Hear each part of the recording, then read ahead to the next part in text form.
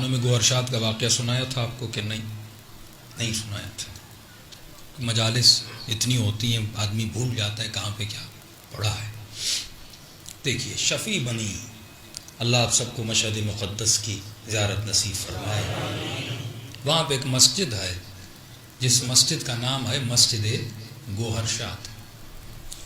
گوہر فارسی کا لفظ ہے، ایک ایسا گوہر جو خوش ہو، گوہر شاد، خوش گوہر، ان کا نام تھا گوہر شاد۔ یہ ہندوستان سے ہجرت کر کے ایران آئی، اور جب مشہد پہنچی تو مولا کی حرم کی چار دیواری بہت چھوٹی تھی، ایک محدود احاطہ تھا۔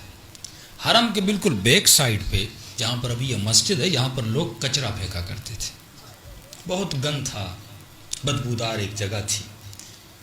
اس نے کہا کہ مولا کا حرم ہے اور سامنے کچرا ہو۔ کچھ لوگ وہ ہیں جو اندر کا ہی کچرا صاف نہیں کرتے، اور کچھ وہ ہیں جو حرم کے باہر کا بھی کچرا صاف کرتے ہیں۔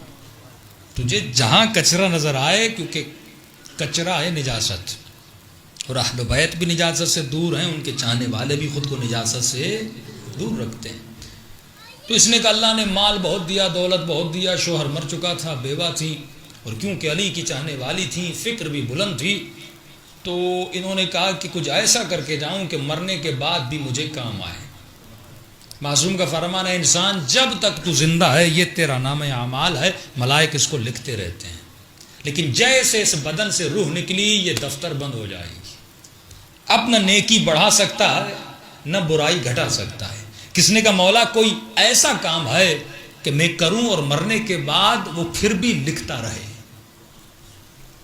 یعنی انلمیٹڈ میرے اعمال بڑھتے رہیں۔ امام نے کہا ایک کام، امام فرماتے ہیں چند کام اگر کوئی مومن کرے، اگر مر بھی جائے گا اس کے نام اعمال میں نیکیاں لکھتی جائیں گی۔ فرمایا وہ کون سا عمل ہے؟ امام فرماتے کوئی مسجد بنا کے جا۔ اگر تو مر بھی جائے گا جب تک یہ مسجد باقی ہے، نمازی نماز پڑھتے رہیں گے، ثواب خدا تجھے دیتا رہے گا۔ دوسری چیز فرمایا کسی ایسے اپنے بچے کی تربیت کر جب تک یہ بچہ نیک ہے اور نیک کام کرتا رہے گا تو امام فرماتے اس کی نیکیوں کا ثواب تجھے بھی ملے گا۔ تیسرا کام اپنی زندگی میں کوئی اچھی سی کتاب لکھ کے جا یا چھپوا کے جا، جب تک دنیا میں کتاب رہے گی لوگ پڑھتے رہیں گے تجھے ثواب ملتا رہے گا۔ اب تصور کرو علی نے ایک نہج البلاغہ لکھی، آج تک دنیا بھائی لوگ چھوڑ کے کیا گئے ہیں؟ مجھے تو حیرت ہوتی ہے، یزید کیا چھوڑ کے گیا سوائے لعنت کے؟ وہ کون سا اس نے کام کے جسے ثواب ملے؟ نسل پہ ثواب ہے، آبا و اجداد پہ کوئی فخر کیا جاتا ہے، تو بتا تو نے کیا کیا؟ لیکن حسین کہ صرف 10 دن کاؤنٹ کرو تو یہ دنیا کے ثواب کو بھی جمع کرو تو کم ہے۔ لاکھوں لوگوں کو فرش عذاب پہ ہدایت، سارا ثواب کہاں جا رہا ہے؟ ساری رحمتیں کہاں لوٹ رہی ہیں؟ امام حسین کی طرف۔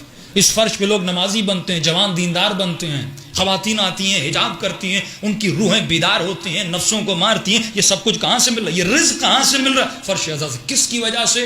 حسین کی وجہ سے۔ اب کتنا بے شعور انسان ہے جو یزید کے پیچھے لگا۔ بھائی وہ تمہیں دے کر کیا گیا؟ 4 چیزیں بتاؤ جو یزید نے تجھے دی ہوں۔ کعبہ اس نے گرایا، 3 دن مدینے کو اور مدینے کی عورتوں کو اپنے سپاہیوں پہ اس نے حلال کیا، نبی کے اور نبی زادیوں کو اس نے مارا۔ کون سی چیزیں وہ چھوڑ کے گیا؟ اور پیچھے چلے جاؤ کہ وہ کیا چھوڑ کر گئے، اور دیکھو علی کیا چھوڑ کر گئے۔ اس خاتون کے پاس یہ شعور تھا، یہ عقل تھا کہ اپنی زندگی میں کچھ کر کے جاؤں اور اگر چلی جاؤں تو مجھے ثواب ملتا رہے۔ اب تصور کریے مسجد گوہر شاد کتنی بڑی ہے، جب نماز پڑھتے ہو ثواب تجھے بھی ملتا ہے اور خانوں میں گوہر شاد کو بھی ملتا ہے۔ عاقلہ عورت تھی، اللہ نے عقل دی تھی، اور یہ عقل اس نے علی ابن ابی طالب سے لی تھی، علی کی تعلیمات سے لی تھی، کیونکہ امام فرماتے ہیں اگر فکر کو بلند کرنا ہے تو فکر علم سے بلند ہوتی ہے۔ جتنا علم و شعور تمہارے وجود میں آئے گا اتنی فکر تمہاری پروان چڑھتی جائے گی۔ اب اس نے مزدوروں کو ہائر کیا، ہائر کرنے کے بعد اس نے مسجد کے کام کو بنوانا شروع کر دیا۔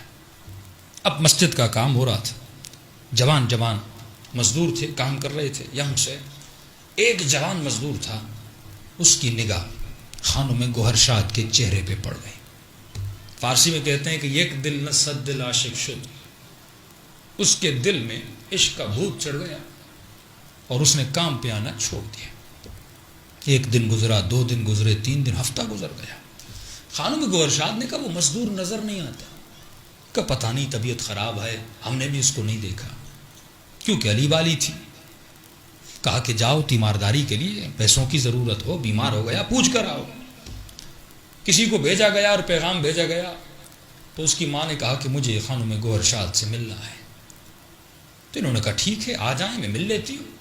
اب یہ بوڑھی سی ماں خانم گوہر شاد کے پاس آتی ہے اور کہتی ہے مسئلہ یہ ہے کہ میرا بیٹا نہ کھانا کھا رہا ہے نہ پانی پی رہا ہے۔ عشق کا بھوت آج کل کے زمانوں میں سوار ہوتا ہے اور یہی ڈرامے بازیاں کر کے اپنے والدین کو بلیک میل کرتے ہیں۔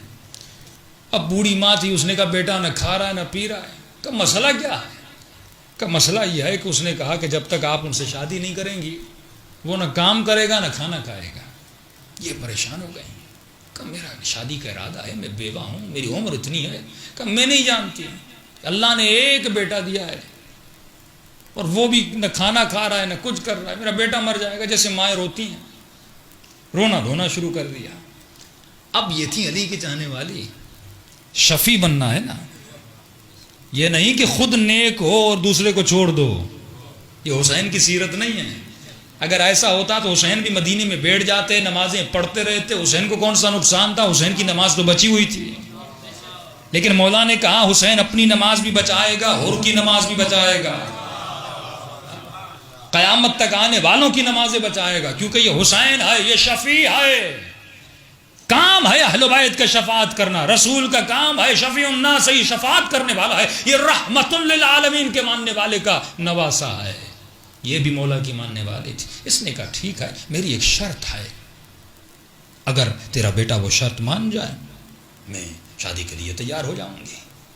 ماں نے کہا کہ کون سی شرط؟ اب اس نے سمجھا پیسے والی خاتون ہے، کوئی بڑی شرط رکھے گی تاکہ بات کو ٹال دیا جائے۔ اس نے کہا دیکھیے کوئی بڑی شرط مت رکھیے گا، جو ہم پوری کر سکیں وہ شرط دیجیے گا۔ کہ شرط کا تعلق آپ سے نہیں ہے، آپ کے بیٹے سے ہے، اور اتنی مہنگی شرط بھی نہیں ہے، بڑی آسان شرط ہے، اگر وہ پوری کر لے میں شادی کرنے کے لیے تیار ہوں۔ کہ کون سی شرط ہے؟ کہ بیٹے کو کہو کہ 40 راتیں نماز شب پڑھے، 40 راتیں نماز تہجد پڑھے۔ آج کی خاتون، آج کی میری بہن، آج کا باپ جب تیرے گھر میں رشتہ آتا ہے تو آپ کی شرطیں کیا ہوتی ہیں؟ گاڑی ہے، بنگلہ ہے، میرا اسٹیٹس یہ ہے، آپ کا اسٹیٹس کیا ہے؟ میری بیٹی تو نازوں میں پلی ہے، آپ اس کو دے کیا سکتے ہو؟ یہ ہماری شرطیں ہیں، یہ علی کی شرطیں نہیں ہیں۔ اے خاتون، اگر کوئی جوان تیرے عشق میں گرفتار ہے، تو جانتی ہے کہ یہ تیری محبت میں جو تو کہے یہ کر سکتا ہے، تو یہی تو ہے کہ بندہ بندے کے عشق سے خدا کے عشق تک پہنچ جاتا ہے۔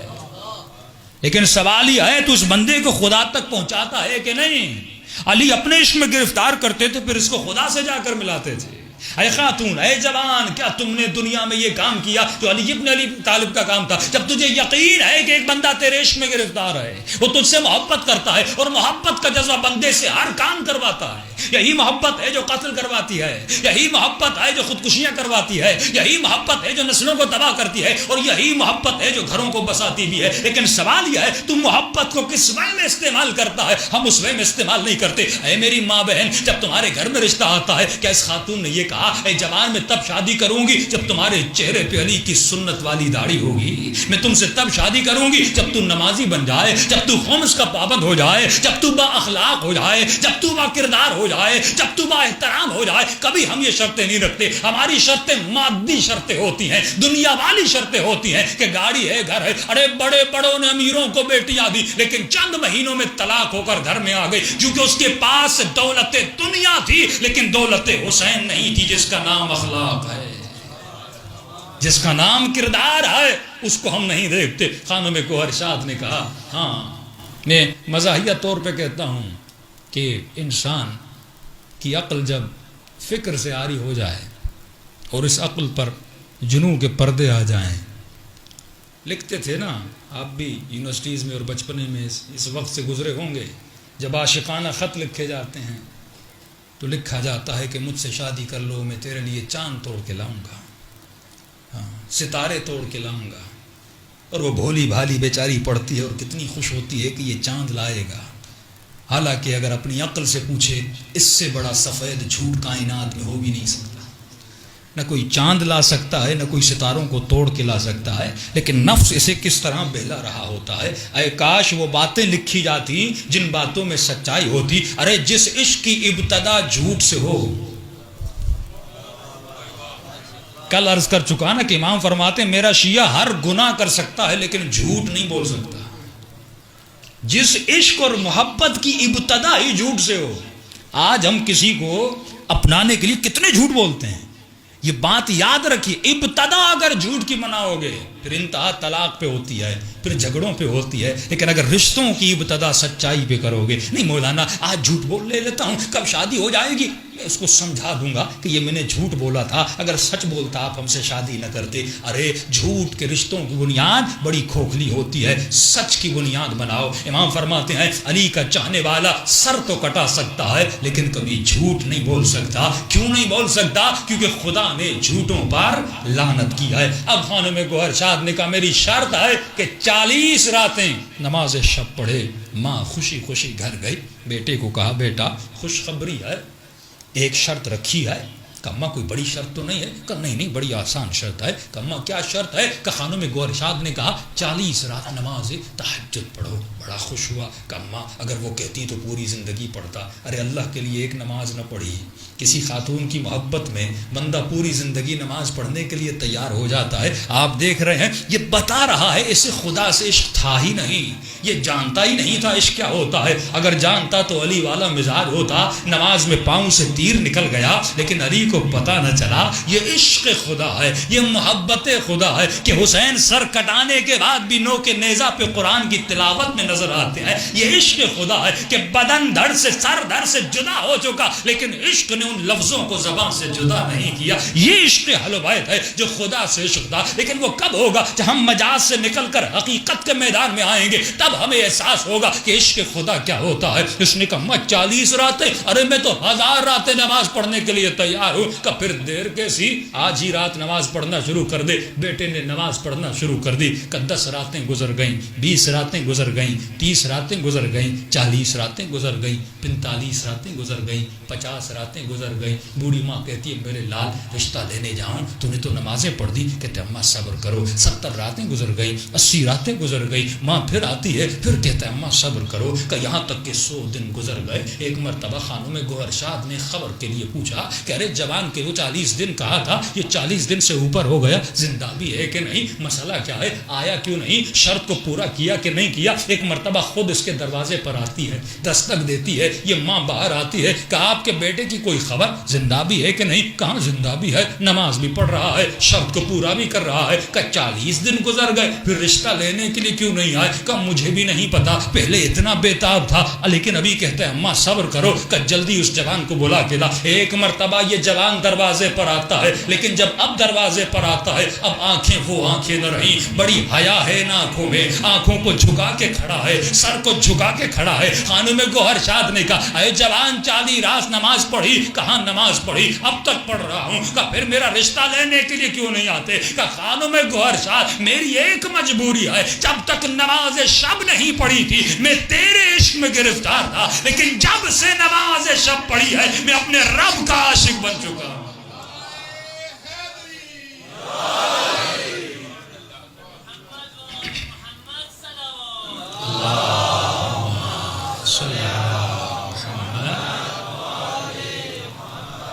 جو اللہ